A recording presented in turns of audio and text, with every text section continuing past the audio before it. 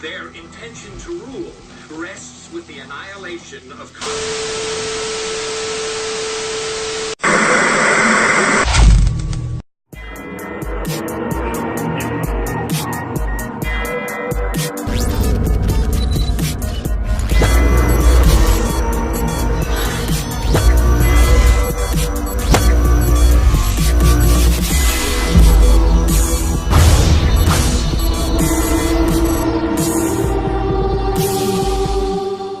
Scientists are releasing a new warning about the threat of a massive supervolcano eruption, like the one under Yellowstone National Park in Wyoming.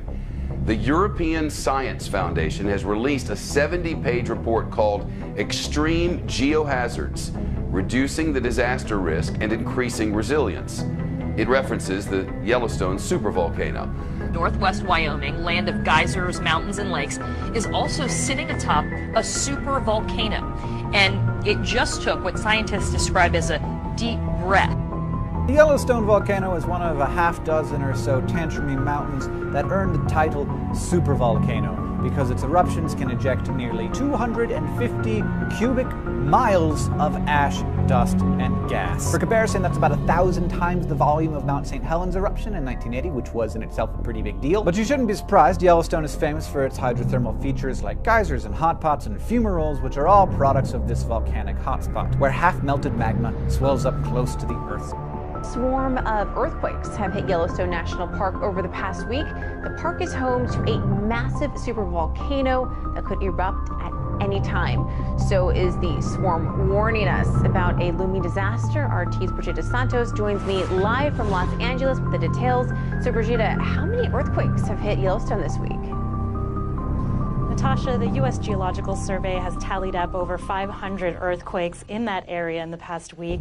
Now, this swarm began on June 12th, and it is currently ongoing. Swarms are incredibly common in this area. In fact, they account for about 50% of all of the seismic activity in Yellowstone. And these are quakes that are ranging from 4.5 in magnitude to below zero. So I'm not sure whether there's much cause for concern right now. I do want to mention that this is a supervolcano with a thick continental crust that causes large buildups of magma, and it's capable of producing a magnitude 8 eruption on the volcanic explosivity index. That means the explosion could be 2,500 times larger than the Mount St. Helens eruption in 1980, which is regarded as the largest and most deadly eruption in U.S. history. We're talking about a sleeping Godzilla underneath Yellowstone that, if it erupts in a maximum eruption called Category 8, it could literally tear the guts out of the United States of America. Instead of having 50 states of the Union, we would only have 30 states of the Union. Now that's Category 8.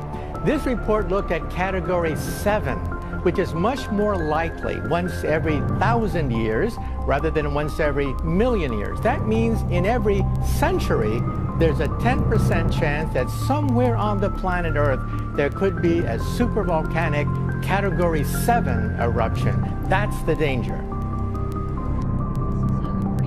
Prospect. I want to just show people what we're talking about here when we talk about this super volcano, and we have a little thing to show you, a map with some of the details. So that's where it is. It's beneath Yellowstone. It's been there, as we know. I guess this has erupted 3 times in 2.1 million years.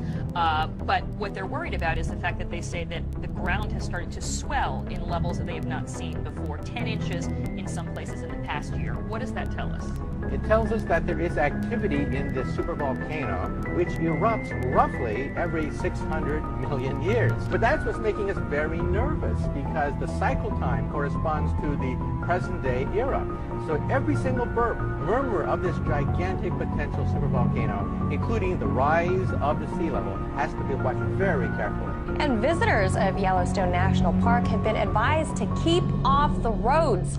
That's because the heat from a supervolcano beneath the Earth's surface is melting away the asphalt. Park officials have closed the 3-mile-long roadway known as Firehole Lake Drive and have asked visitors to park on the sides of the road. Park officials warned that stepping on the seemingly solid asphalt could create an illusion, and you could quickly find yourself stepping into hot water. Water buffalo stampede away from the sea. So maybe it's not surprising that this video was shot about 2 weeks before an earthquake measuring 4.7 rattled Yellowstone this past Sunday. There are several major curves, or threat curves, I call them, to the people of Earth. Geophysical changes, geological changes, astronomical changes, political changes, threat of war. All these factors are playing heavily upon people's minds today. The earthquake thing, I used to be able to predict them fairly accurately, between 70 and 90% on a given week, using data from the U.S. Naval Facility at Fenmont over in Monterey, California. They monitor very subtle changes in the electric fields of the ocean and the air above the ocean, plus the sea surface temperature variation. And this allowed me to look at water coastlines all along the plate tectonic borders. And I determined back in 1996, when I started doing this, that you could see changes in the water surface temperature because of the electron flow over that area in the air. And it would make like a little butterfly, a yellow and blue wing type signature over where an earthquake was going to happen. And I perfected that technique over the years until 2005, when the Fenmont facility, the Navy, put up a new constellation of satellites and new programs on a new Cray computer. And they did not allow me to then access the files I had before to generate these reports. Strangely enough, I was accurate enough that the Association of Island States, or island countries, if you wish, asked me to explain how to use it so that they could use it to predict tsunamis.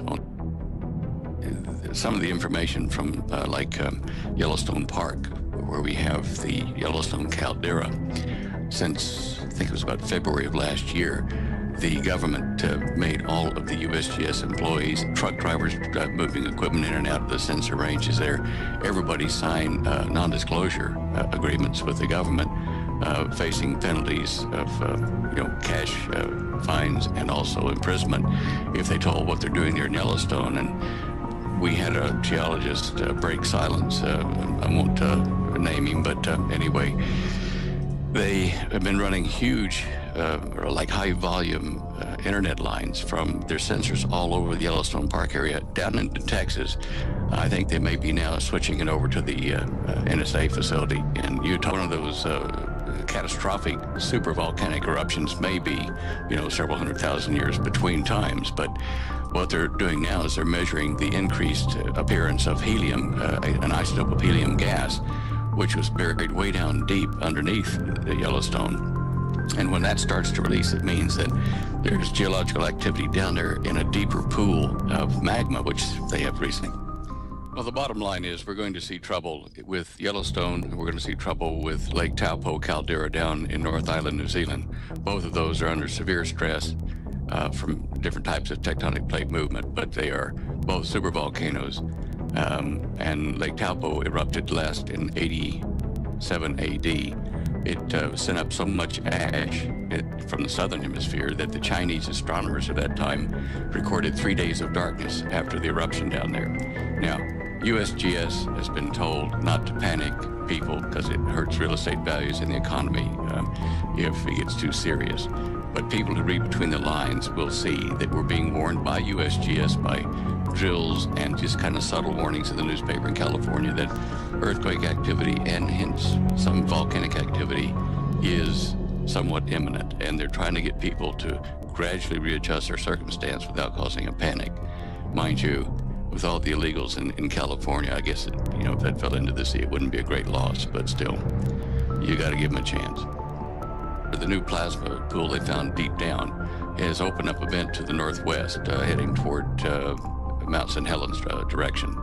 This one is a very deep vent because when the Fukushima earthquake occurred, on that day I was watching the seismic helicopters at Yellowstone, and one of them in the northwest corner picked up and rang like a bell before the normal shockwave could have even reached the United States. And that means to me that there is a direct hydrodynamic connection in the magma between Yellowstone and the western side of the North Pacific. this is what they're watching, because it will be a prelude to New Madrid. It'll be a prelude to a number of other volcanoes and breaking up of the West Coast.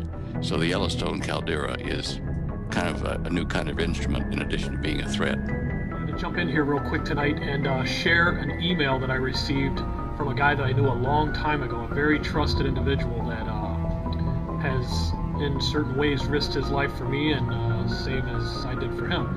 But he sent me a very disturbing email today, and you can see right here, it was 8:06 p.m., exactly like 17 minutes ago. It took me a minute to get everything set up.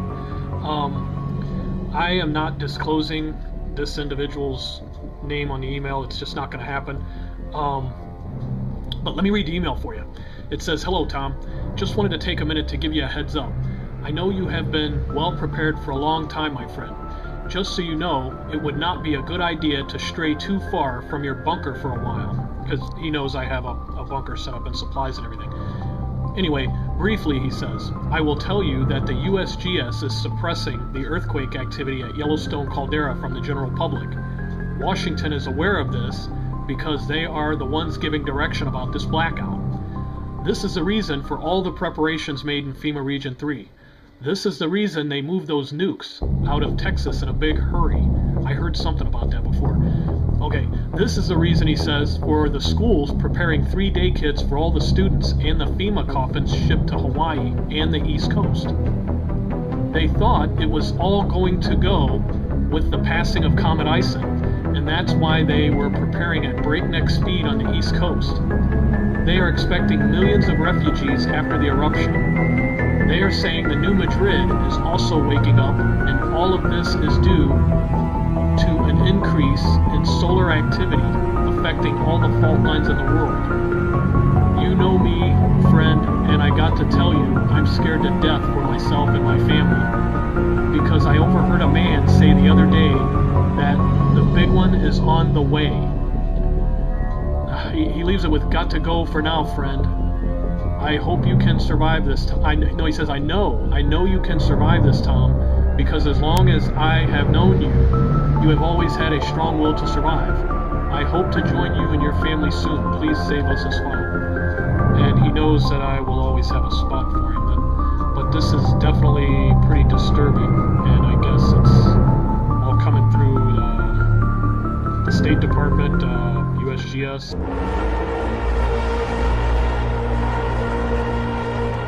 "And I beheld and heard an angel flying through the midst of heaven, saying with a loud voice, Woe, woe, woe to the inhabitants of the earth, by reason of the other voices of the trumpet of the 3 angels which are yet to sound."